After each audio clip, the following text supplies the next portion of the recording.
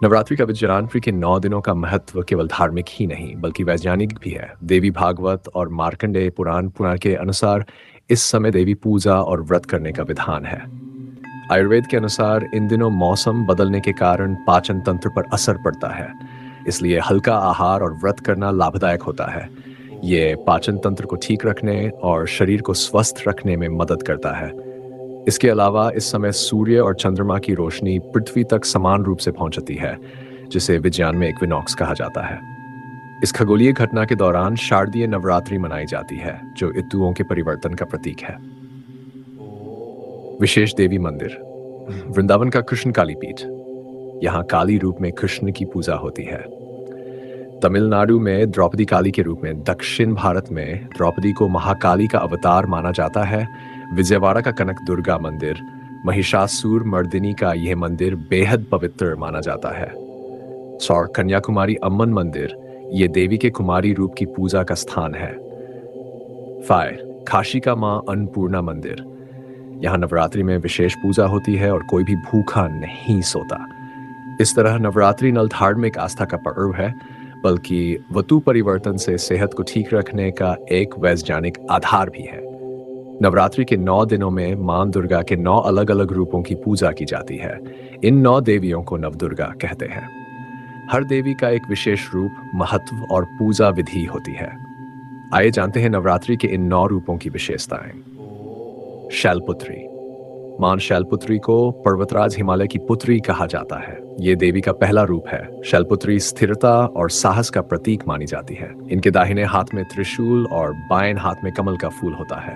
इनकी पूजा से जीवन में स्थिरता और संकल्प शक्ति मिलती है।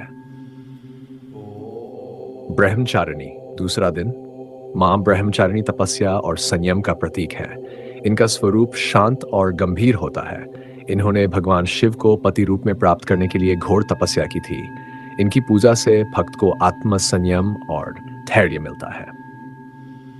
तीसरा दिन, मां चंद्रघंटा अपने मस्तक पर अर्धचंद्र धारण करती है, जिससे इनका नाम चंद्रघंटा पड़ा। ये सौम्यता और वीरता दोनों का संगम है। इनकी पूजा करने से भय दूर होता है और साहस मिलता है। कुष्मांडा, चौथा दिन, मां कुष्मांडा सृष्टि की आदिदेवी मानी जाती हैं।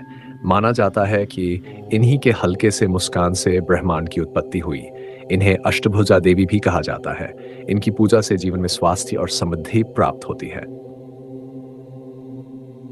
स्कंद माता, पांचवा दिन, मां स्कंद माता भगवान कार्तिकीय की माता है। ये प्रेम, ममता और वात्सल्य की देवी हैं। इनकी पूजा से भक्तों को मोक्ष और सुख की प्राप्ति होती है। ये गोद में स्कंद को लिए रहती हैं।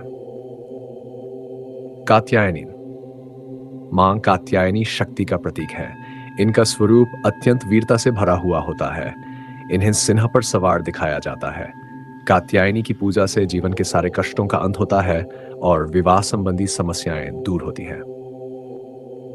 कालरात्रि, मां कालरात्रि का स्वरूप भयावह है, लेकिन ये शुभ फल देने वाली देवी है।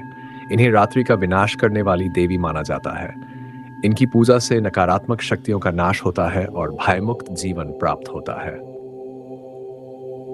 महागौरी, मां महागौरी अत्यंत श्वेत वर्ण की है और अष्टवर्षीय कन्या के रूप में पूजी जाती है। ये अन्नपूर्णा का स्वरूप मानी जाती है। इनकी पूजा से जीवन में शांति, सौंदर्य और शुद्धता आती है। सिद्धिदात्री, नवां दिन, मां सिद्धिदात्री सभी सिद्धियों को प्रदान करने वाली देवी है। इन्हें अष्ट सिद्धि की अधिष्ठात्री देवी कहा जाता है। इनकी पूजा से भक्त को सिद्धियों की प्राप्ति होती है और जीवन में सभी मनोकामनाएं पूर्ण होती हैं। इन नवदुर्गा रूपों की पूजा करके भक्तों को अलग अलग प्रकार की आध्यात्मिक और भौतिक शक्तियां प्राप्त होती हैं, जो उनके जीवन को सुखमय और समृद्ध बनाती हैं।